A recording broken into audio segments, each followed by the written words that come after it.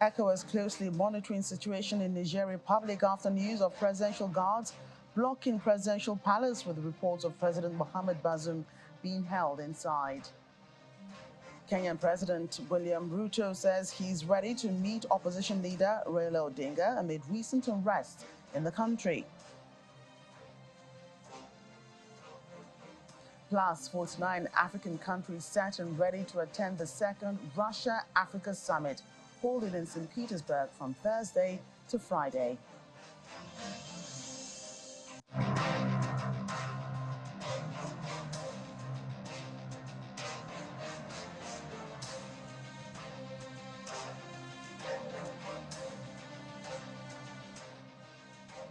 Hello and welcome to the program. I'm Joker Rogers, chairperson of the ECOWAS Authority of Heads of State and Government. President Bola Tinubu says the body is closely monitoring the situation in Niger Republic after news broke of a blockade to the presidential palace.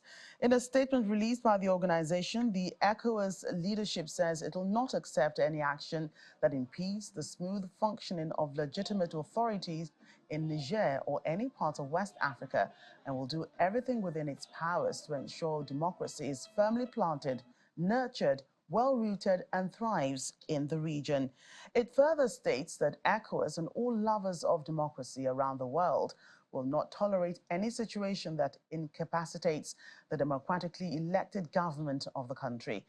As Nigeria's leader, President Tinubu also adds that Nigeria stands firmly with the elected government in Niger and equally conveys the absolute resolve of leaders in the sub-region that West Africa will not waver or flinch to defend and preserve constitutional order. In the meantime, Niger's presidency has confirmed that some members of the Presidential Guard had started what it called an anti-republican movement in vain, and that the National Army is ready to attack them if they do not, quote, come to their senses. According to the presidency, President Mohamed Bazoum and members of his family are well. Reports say the palace had been blocked off by military vehicles, with ministries next to the palace also blocked off and staff inside the palace not able to gain access to their offices. However, the rest of the capital appears calm, with normal morning traffic on the road and full internet access. The movements have the semblance of 4 military takeovers that have hit neighboring Mali and Burkina Faso since 2020.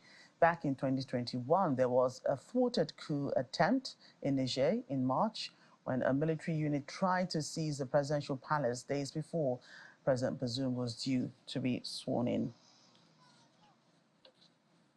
The head of the United Nations Office for West Africa and the Sahel, Leonardo Santos Simao, says the crisis in the Sahel is the sum of complex circumstances, and its resolution requires concrete, realistic, and long-term support from the region and beyond in order to achieve lasting peace. He was briefing the UN Security Council in New York on the Secretary General's report on the situation in West Africa and the Sahel and the activities of the UN Office for West Africa and the Sahel for the first time since assuming office. Also, President of the ECOWAS Commission, Omar Aliou Touré, briefed the Council as well, speaking of the region's worry about the resurgence of military in the political space. But, Excellencies, the region is worried about the resurgence of the military in the political space. The fact that 3 out of the 15 countries of the region are under military rule is indicative of a reversal of the region's democratic gains. For ECOWAS, this is unacceptable, and all the countries must return to constitutional order within the specified time frames. Your support to the transition to constitutional order in all the 3 countries is not only crucial, it is also in our collective interest. Food security situation in the region suggests that insecurity does not only affect our present, it also threatens our future.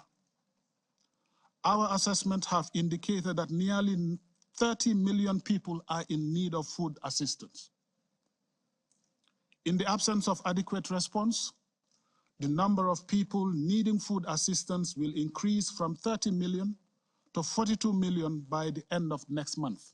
I urge the Security Council to signal its clear support for providing African Union peace support operations with access to United Nations assessed contribution.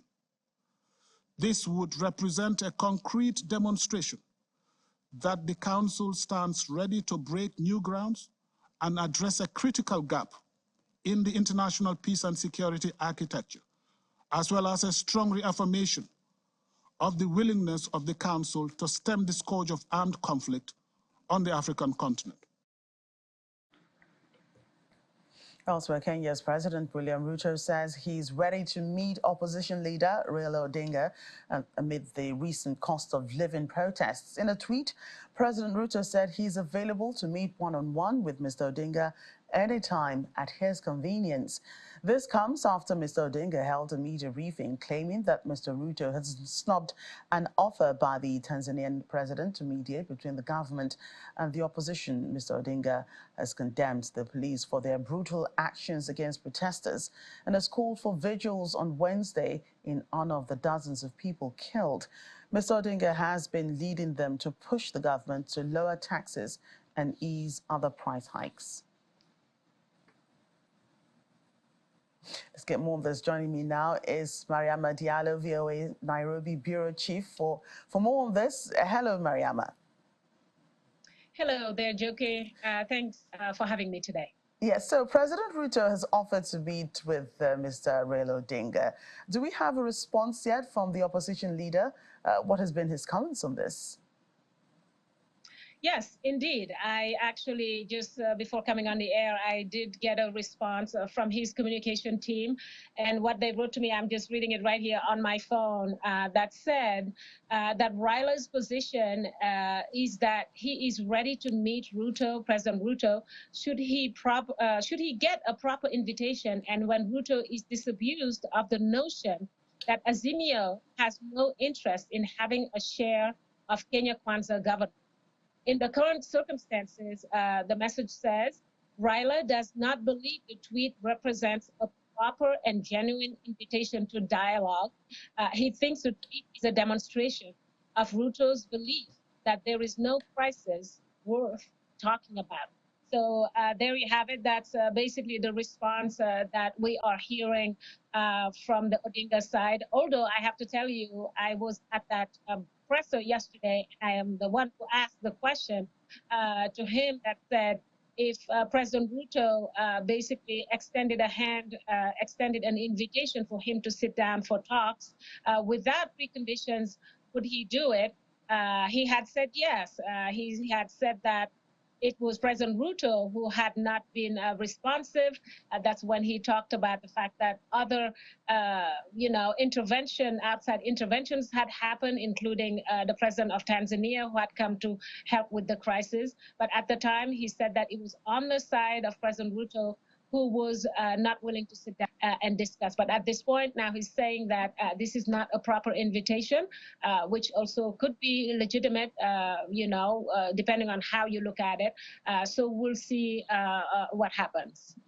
So what perhaps do you think could have led to the change of mind of the president, who is being accused of snubbing that mediation meeting called by the Tanzanian president? And what should we expect from this discussion? Yeah, it was actually very strange because it looks like it was something that had not been officially talked about, the fact that, the Tanzanian president had come here to mediate the crisis. In fact, I had made a call yesterday to kind of try to verify that information, did not get anything back yet. But at this point, the President Ruto had been, the message this morning was saying, hey, I'm ready to sit down. I'm on my way to Tanzania. Maybe that's a topic that's going to come up with the Tanzanian president. But I think some of the topics that should be expected to be discussed, when you look back and see how the demonstration started in the beginning, there were other demands like, something that had to do with the IEBC, the reform of the IEBC. If you remembered, at the time, President Ruto had actually made an effort of saying, okay, let's create this bipartisan group that's going to look into it. The group was created, discussion started, but it didn't last too long. I'm assuming that when they sit down this time around, maybe that will come up again. But I think the major topics will definitely have to do with the rising cost of living and, what Raila Odinga is saying that is an excessive taxation at this point. Him and his supporters are the reasons why they are on the street. So those topics, I'm pretty sure, hopefully, will be on the table, and maybe many others. Who knows? Right. So give us an update on the protest in Kenya. We understand it has taken on, another form in the form of vigils for victims who died in the violence. So, how are they gathering? What kind of, is it more quiet? And where do they gather? Do they still gather in groups? Is this across the country? What's the form?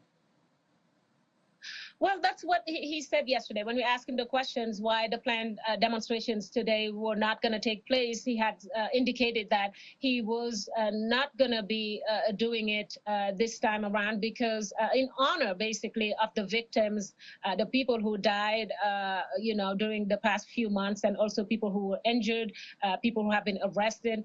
Today, we saw him basically going to hospitals and visiting some of the injured, and we've also seen, vigils being held in certain places.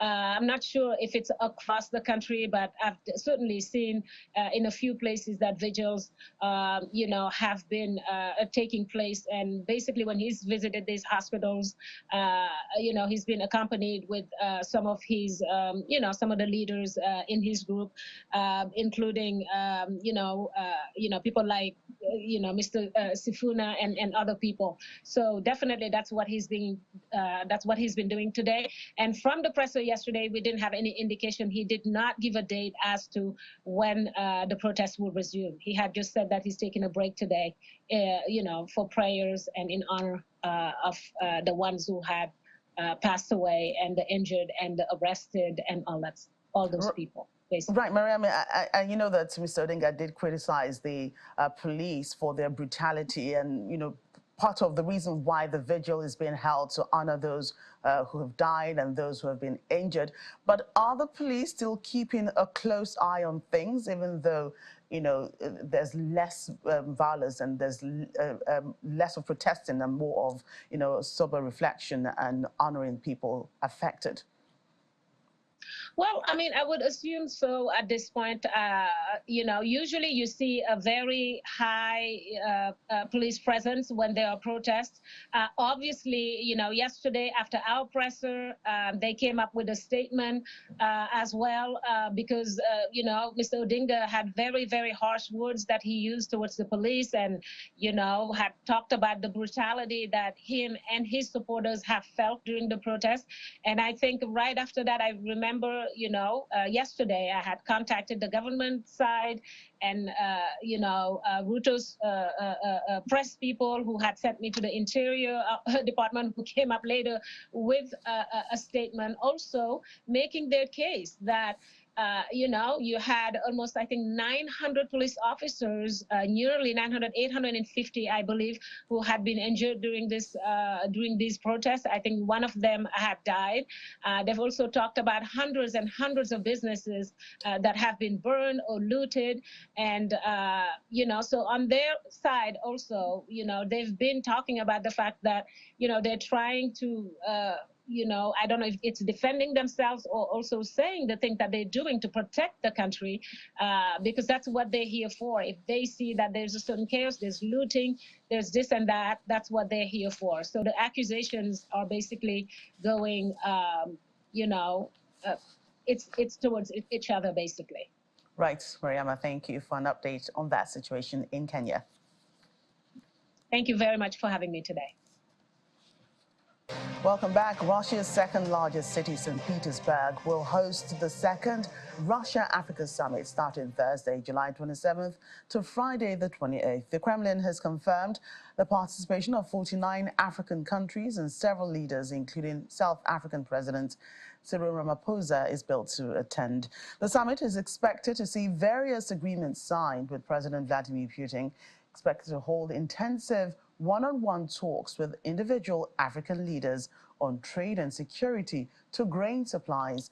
This summit is coming after Moscow announced last week that it was leaving the Black Sea grain deal. However, Kremlin spokesperson Dmitry Peskov has said that it'll be important for Russia to discuss grain supplies with African countries. Russia has spoken of the possibility of supplying cheap or free grain to Africa's poorest nations to replace Ukrainian grain and make up for any shortfall. Meanwhile, the Kremlin has also accused the West, and particularly the United States of America, of trying to sabotage the summit, saying African states had been subjected to, quote, unprecedented pressure not to take part in the meeting. In the meantime, Kenyan opposition leader Raila Odinga is emphasizing that Africa must take a stand on the Russia-Ukraine war. He made this known at a news conference in Nairobi, adding that he did not believe it was a good time for a summit and urged African leaders to take a very firm stand, as they could not be neutral in a case of right or wrong. I don't think that at this moment in time it's really time for a summit between Russia, because Russia is involved in a war, a conflict. Just like Ukraine-Africa summit would also not be welcome at the moment. That is a war situation, and Africa needs to take a very firm stand on this issue. It's a question of right and wrong. And therefore, my view is that you cannot be neutral in the place of an aggression. You must take a stand one way or the other. The presidency responsible for State Security Agency Khumbudzo Nachaveni says top national security officials from South Africa, China, Russia, India and Brazil are all set to advance, among other things, their common BRICS agenda and cooperation on security-related matters. This comes as the South African official welcomed her counterparts for the BRICS 13th National Security Advisors meeting in Sandton, Johannesburg. The representatives discussed various matters of global security affecting their regions, as well as economic cooperation. On Monday, South Africa hosted a Friends of BRICS National Security Advisors meeting with her BRICS security counterparts. The Friends of BRICS countries in attendance were Belarus, Burundi, Cuba, Egypt, Kazakhstan, Saudi Arabia, and the United Arab Emirates. The meeting of national security advisors and high representatives on national security is a platform for BRICS countries to carry out political and security cooperation. This comes ahead of the 15th BRICS summit that will take place in Johannesburg in August. Still in South Africa, the 8 VIP Presidential Protection Police officers implicated in an assault incident have appeared at the Randburg Magistrate Court in Johannesburg. This court appearance comes after a disturbing video surfaced earlier this month showing the officers assaulting 3 persons along a highway through which the deputy president had been driven. The state has argued that it's not in the interest of justice to grant bail to the policemen who are still on suspension with full pay. The accused officers voluntarily surrendered themselves to the police in Sandton on Sunday. The charges they face include pointing a firearm, assault, and malicious damage to property. Our South Africa correspondent, Innocent Samosa, reports. The 8 men belonging to the South African Police Service's Presidential Protection Services who were caught on video assaulting civilians earlier this month appeared at the Randburg Magistrate Court. During the court proceedings, the names and charges of the accused were disclosed. taking to the stand as the first accused, Shadrach Kojwana, defended himself by claiming that the video showing him and his colleagues beating people was taken out of context. He claimed that the alleged victims used their car to pose a threat to the passing convoy of Deputy President. We have to, as a police officer, we have to control the situation. Then we check what handle threat in. No, they were not kicked. They were fighting with my colleagues. They were aggressive, so we had to diagnose the situation and control the situation in order to identify the threat. However, during the cross-examination, Kojwana made several errors, putting out contradictory statements. Main car, VIP Yaro, Deputy President. The blue car was trying to come next to the VIP vehicle, which was transporting Deputy President Mashatile. Meanwhile, Mashatile's office issued a statement detailing that he was nowhere near the scene. Prosecutor Els Leroux emphasized that the state's main argument would be that all 8 men acted in common purpose, including accused number 7 who stayed in the car. The regional spokesperson for the National Prosecuting Authority says they are satisfied with the developments in the case. Well, we are satisfied with the progress in this case. As the prosecution, we received the docket on Wednesday. At this stage, the case has been postponed to July 26th. We understand that the 8 men remained in custody, and of course, they are suspended with full pay. We are told that the victims are still in hospital receiving medical attention. From Johannesburg, South Africa, outside the Randburg Magistrate Court, Innocent Simmons, Channel Television News.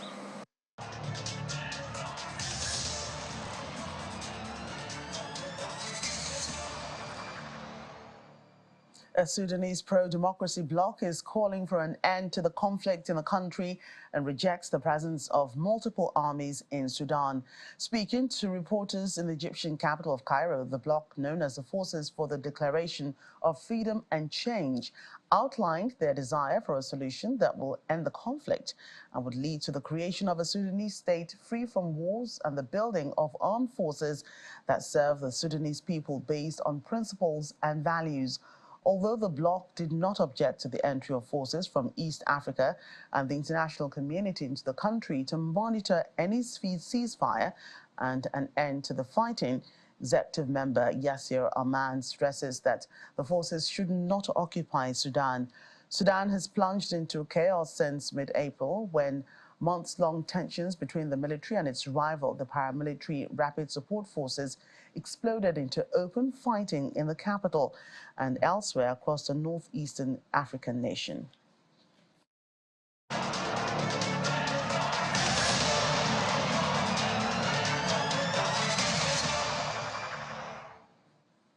Finally, as Nigeria celebrates the National Diaspora Day, it has become expedient that the federal government fully harnesses the economic contributions of Nigerians in the diaspora as their remittances hit $25 billion, while the number of Nigerians abroad reaches 17 million. Chairperson of the Nigerians in Diaspora Commission, Mrs. Abike Dabiri-Arewa, stated this while delivering her welcome address at the 2023 National Diaspora Day and Merit Award at the banquet hall of the State House in Abuja. Representing President Bola Tinubu at the event was his Chief of Staff, Mr. Femi Gbajabiamila, who restates the Tinubu administration's resolve to ensure Nigerians in diaspora play their part in nation building. Our State House correspondent, Kayla Megwa, reports.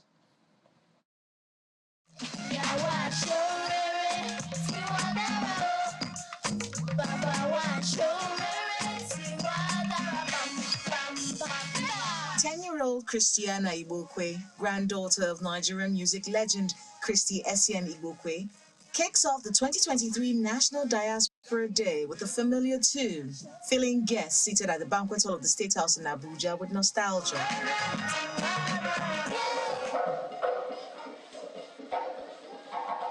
The celebration comes at a time when the country is mopping up revenue from all available sources as it navigates new economic realities. Remittances from the now 70 million Nigerians in diaspora is about $25 billion.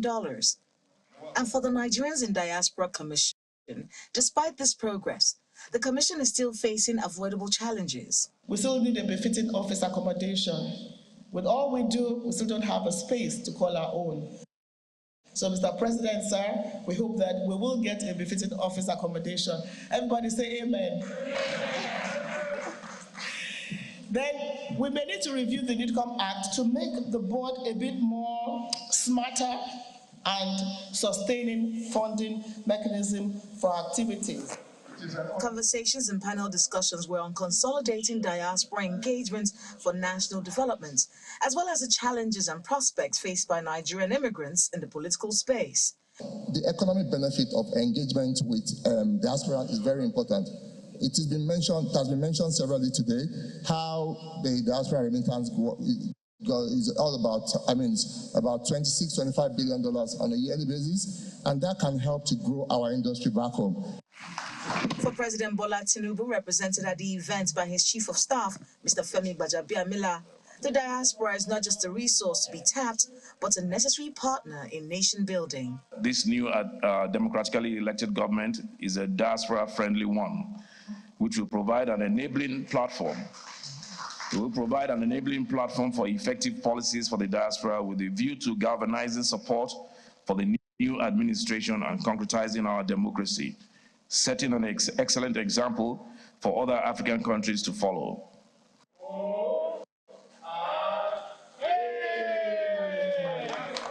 The diaspora cake is cut and invited guests toured the Nigerians in Diaspora exhibition.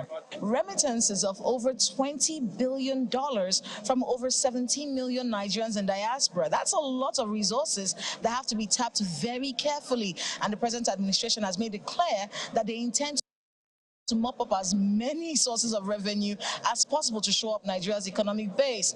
The Nigerians in Diaspora Commission has laid out a few of the challenges that they face in the discharge of their duties, and it is hoped that the present administration addresses these challenges in the shortest possible time. From the Banquet Hall of State House in Abuja, Kayla Megwa, Channels Television News. That's Network Africa today. Thank you for watching. I'm Joker Rogers.